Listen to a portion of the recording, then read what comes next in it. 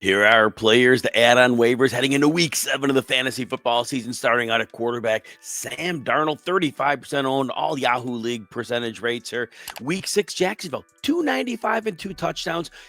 Sam Darnold, has multiple touchdowns in 4 of his last 5 games. The yardage is a little all over the board, but he has at least 295 yards in 3 of his last 5 games. Darnold understands, get the ball to Jackson Smith and Jigba and good things happen. Next, Jackson Dart, 30% rostered as well.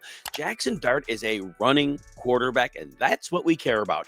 Jackson Dart has between 54 and 58 rushing yards in all 3 of his starts. He also has touchdown passes in each of his last 2 games, but that rushing floor makes him gold in super flex leagues. And if he has a cake matchup, he could even be a streaming option in one quarterback leagues because of that rushing upside. Next, Brock Purdy, 25% rostered. That toe injury, you don't know how long it'll keep him out. And I know Mac Jones is playing well, but don't forget, Brock Purdy has 2 games he's played, 2 touchdowns in each, averaging about 290 yards. He has been the real deal for them. He extends play, something Mac Jones struggles to do. Brock Purdy is their quarterback. Kittle's coming back. Pearsall's probably coming back. Good time to get Brock Purdy on your roster before he returns. Next, CJ Stroud, 51% rostered. CJ Stroud got warmed up before the bye. I know, easy matchups, 4 touchdowns against Baltimore, 2 against Tennessee, but they were trying new things on offense, moving receivers around, and with the bye week in their rearview mirror, there could be upside for Stroud to be a little better than he was in the first part of the season. Next, Joe Flacco, 7% rostered.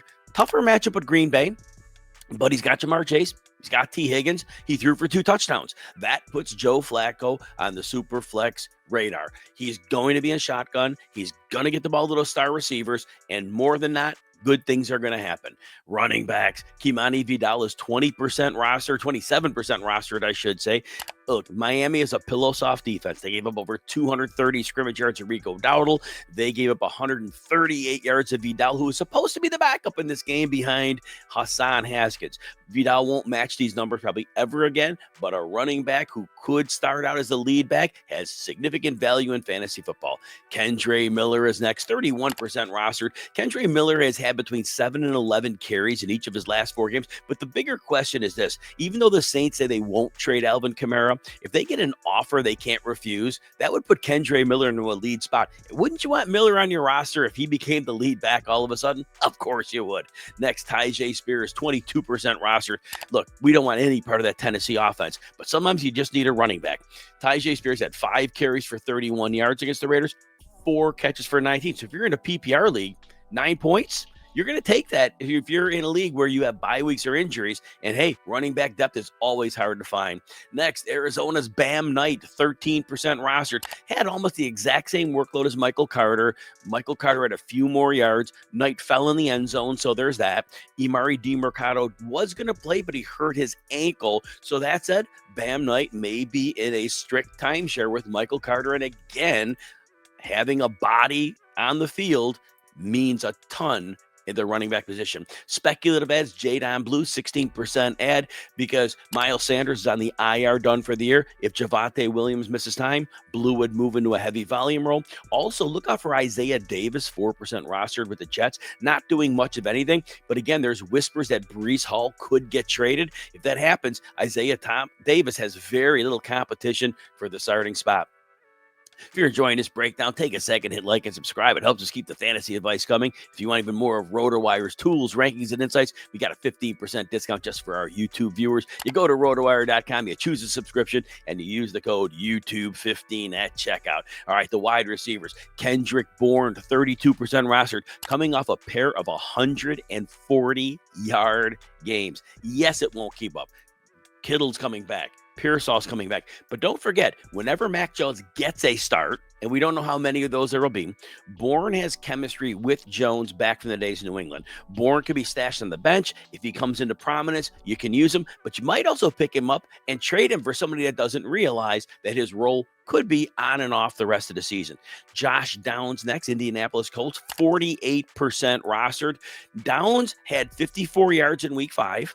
He had 42 yards and a touchdown against Indianapolis. Now, his snaps are normally around the 50-ish% range. It's not optimal, but Josh Downs is an incredibly talented football player, and Josh Downs may find his way into a role if Coach Shane Steichen can just figure out how to regularly get him the football. Darnell Mooney's next. Mooney is out for the Monday night game in Week 6, but he was close. He looks like he's getting ready to come back from that hamstring injury. And look, at 28% rostered, if you need wide receiver help, Mooney could be ready as soon as Week 7.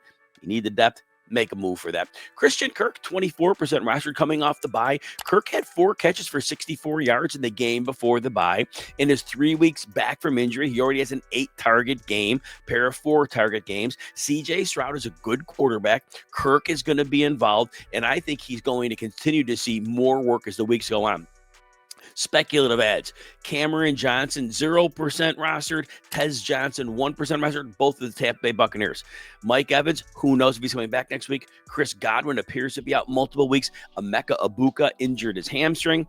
Johnson, Cameron and Tez, they were 2 with Sterling Shepard of the last men standing in that half or so of action. Cameron Johnson, 4 for 64 and a touchdown. Tez Johnson, a 45-yard touchdown. They're playing with Baker Mayfield. And if you're playing with Baker Mayfield, you got some fantasy relevance. All right, Rashad Bateman, 24% rostered. You're not rostering him because of what he's done, and there's a bye in Week 7. But Lamar Jackson should be back after the bye. Fullback Patrick Ricard should be back. Should allow them to run their offense. That forces defenses to crunch down.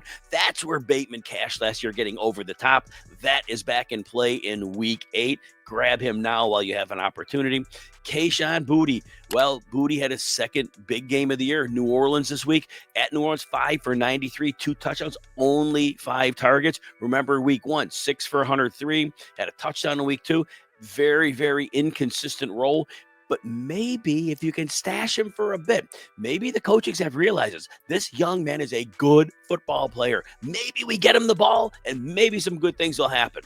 All right, Alec Pierce, a 6% rostered, 2 for 48 against Arizona, coming off of a concussion in which he missed multiple weeks, but he has had a good floor and been a regular part of that offense. Zay Jones, 0% rostered. Marvin Harrison left the Week 6 game with a concussion. Jones stepped in with 8 targets, 5 catches, 79 yards. If Harrison misses time, if Jacoby Brissett is the quarterback, Zay Jones could be a fill-in for a bye week or injury. Little Jordan Humphrey, technically on the practice squad of the Giants, but he played against Philly last week. 8 targets, 4 for 55. Bigger receiver. Not expecting great things. If you're in a deep league, though, could help you. Tight end, Harold Fannin, 25% rostered. David Njoku suffered a mysterious knee injury. Not really sure what's going on with that, but if he misses time, Fannin ended up with 10 targets against Pittsburgh, 7 for 81. If Njoku's out, and I know they play somewhat different roles, Fannin's going to see a lot of work in that short passing game with Dylan Gabriel. And then there's Taysom Hill, 7% rostered. He ran in a rushing touchdown. 1 rush, 1 touchdown. Last week he threw a pass. We're seeing that he's going to be some kind of a factor. If you need a tight end thing going on, Taysom Hill, you always know there'll be some crazy game that comes out of nowhere, and it might just be on your roster. Arondé Gadsden, 1% rostered. He stepped in with a bigger role with wide receiver Quentin Johnston out. Gadsden was targeted 8 times against Miami, 7 for 68. He already has a 5 for 46 in Week 3. Speculative ad, but you know what? As the season goes on, the rookie might get more work. A.J. Barner, 30% rostered. Here's the thing. Barner has scored touchdowns in 3 of the last 5 games. He had 53 yards in Week 5, 71 in Week 6, 61-yard catch, not a touchdown. It was kind of a garbage play, but it counts. And A.J. Barner in all but 1 game has 3 or fewer targets. So it's risky, but A.J. Barner's been making plays. So again, if you're desperate, there's that.